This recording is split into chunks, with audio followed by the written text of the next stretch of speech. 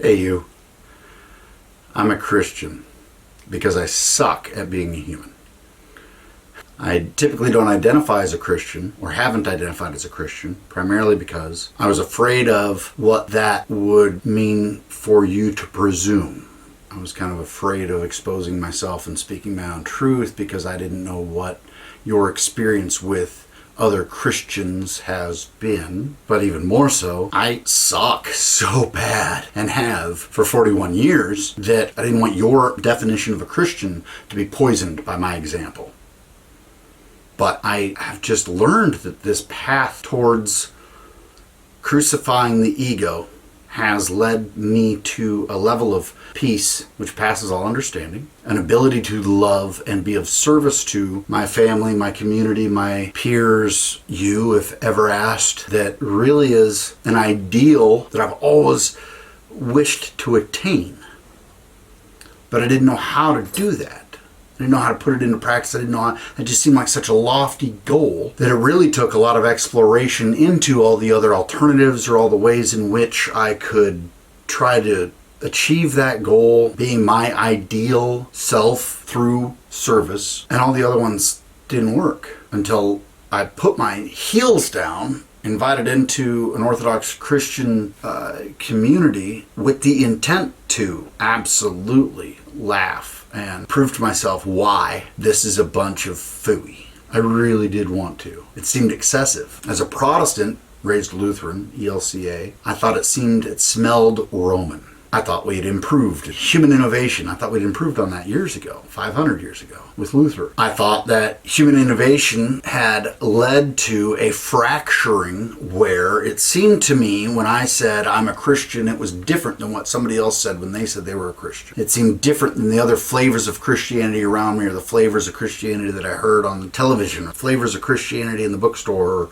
It just seemed like everybody had human innovated their own way into a very comfortable way of feeling better about themselves and kind of holding it over everybody else. And that didn't sound to me like the Jesus that I read about in the New Testament.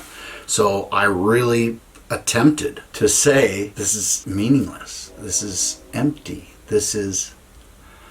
But every time I had a question, I was given a pretty good answer that really made me think and made me kind of recognize instead that I needed a tradition that for 2,000 years could brag that they turned sinners into saints, but didn't even brag about it, and instead just gently said, come and see, come and see, come and see. And then when I was a catechumen, baptized into it, and I got a hug, and somebody said, welcome home, I felt it like it was, wow.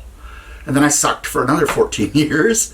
But when I look back, I can see how much, as I've put the tradition itself into practice, I'm able to crucify my ego, which aligns a lot more with what the New Testament Jesus tells me to do in the New Commandment. It aligns a lot more with what I have learned, that objective reality, nothing but science, actually has found out that you're not even human to begin with. You're actually 10% human biomatter that dies and recycles every 7 years, within and around which is 90% microbiome community on your skin and in your gut and all over the place. You are walking community. You are walking relationship. And that actually, cognitive science says that your ego itself is what you've constructed as a false perspective of you, your essence, that is always changing and always redefined and always growing and always trying to define what you are as an ego. But because you constantly need reinforcing for that ego to exist, it's always going to seek out through you pride, arrogance, sloth, gluttony not only in food but also in money. It will never be relaxed enough. It will never have a long enough vacation. It will never be rich enough. It will never be full of enough food. It will never be full of enough reassurance, full of enough praise. All of those, what were termed in the Latin history, deadly sins, are forms of ego feeding. And if it is not an objective thing, if there's no ego inside of you somewhere, an objective you, then it's always going to need more, because it's a bottomless bucket. It's an experience that you just constantly feed. The only way to actually be satisfied, truly satiated with life, is to step back and realize the miracle that you're breathing, you're upright, you're alive. You want to complain about that? I hope you brought your receipt. Go get a refund. This life isn't what I expected. When? Before you were conceived? What I need to do is crucify that ego, and the easiest way to do that, simplest, not easy, is through service. And thankfully, I have found a hospital that is there to help me crucify my ego without falling into despair about how hard it is, what a stubborn delusion it is. Help me when I want so badly to act as Christ to everyone and to see Christ suffering under the ego, the false ego in everyone, and to forgive them and love them for their own pain, really, because I know that it is a false construct and I know that they can't ever get enough and they're going to be seeking that for the rest of their life, and to see that and to really want so badly to love them out of it. And I see how hard that is. I can put into practice a tradition that I can fill my day, and then my week, and then my year, so that I don't fall into despair trying those things, trying to do that for everyone around me. And there's probably people out there, you, are saying to yourself, wow, that is not at all the Jason that I ever met.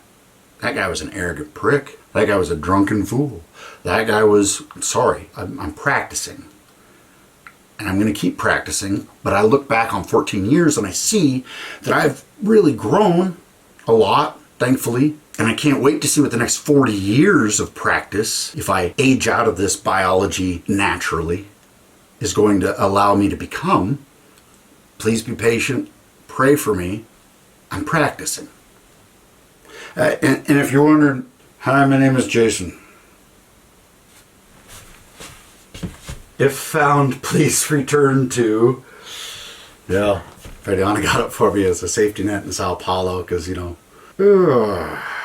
gringo kid with an expensive camera going to take pictures of a statue 15 minutes away by a walking distance, maybe 5, that have been recently vandalized, and there's plenty of police around.